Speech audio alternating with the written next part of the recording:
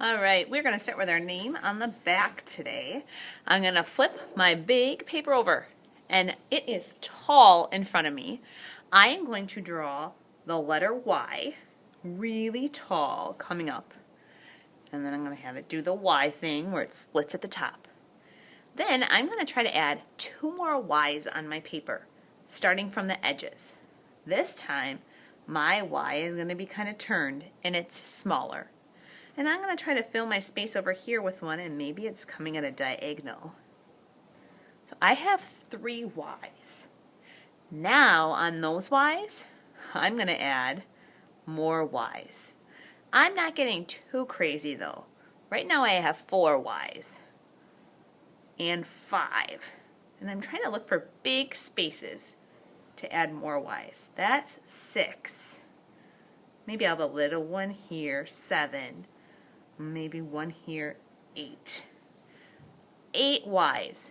They're all connected or going off a paper, the paper. They're not just floating in the middle, because we're making branches today and they should all be connected or coming from a side. Once you have about 8 Y's drawn with pencil, we're going to use the permanent marker and we're going to outline the Y's.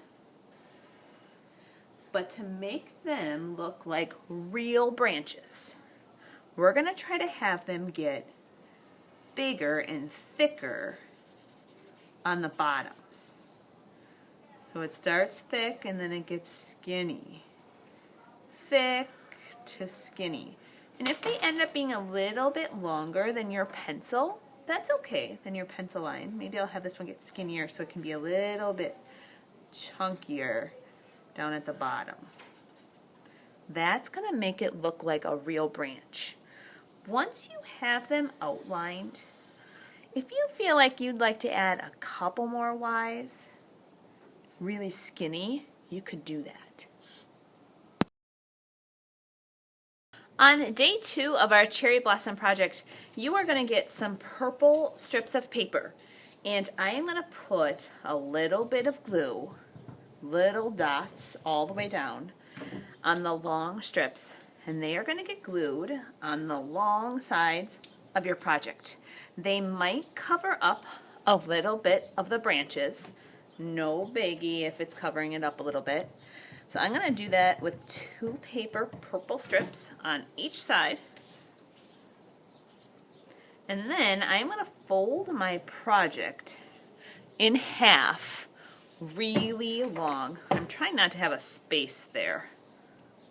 Perfect. I'm going to fold this in half long and skinny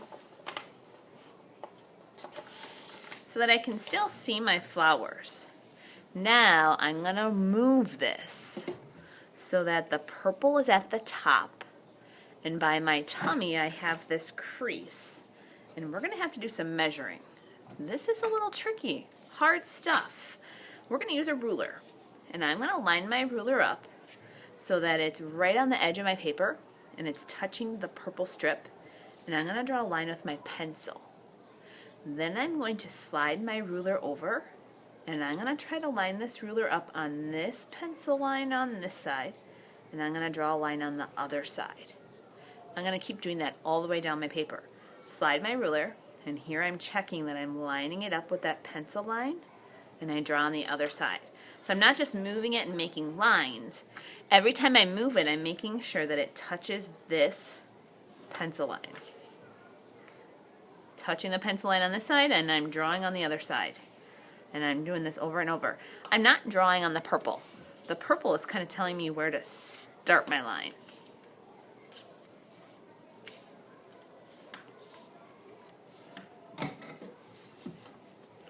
Once I have all these pencil lines on here, and I don't think I'm going to fit any more, that worked out pretty good, I'm going to cut right on those pencil lines. So my paper is still folded, and I'm cutting to that purple construction paper, and I stop. Kind of looks like a fringe cut. So I'm not cutting these off and going all the way up. Then it would break. I'm just cutting to that purple paper and I'm stopping.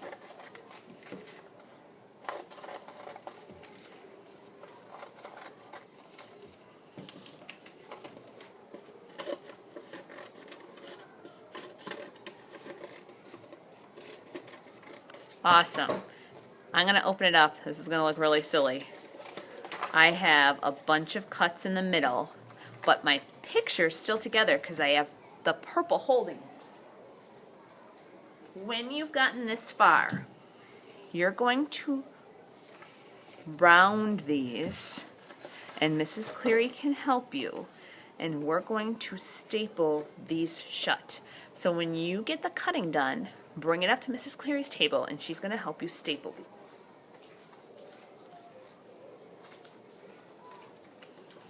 So I'm going to put a staple at the bottom and a staple at the top, and then I'm going to staple a little handle on for you.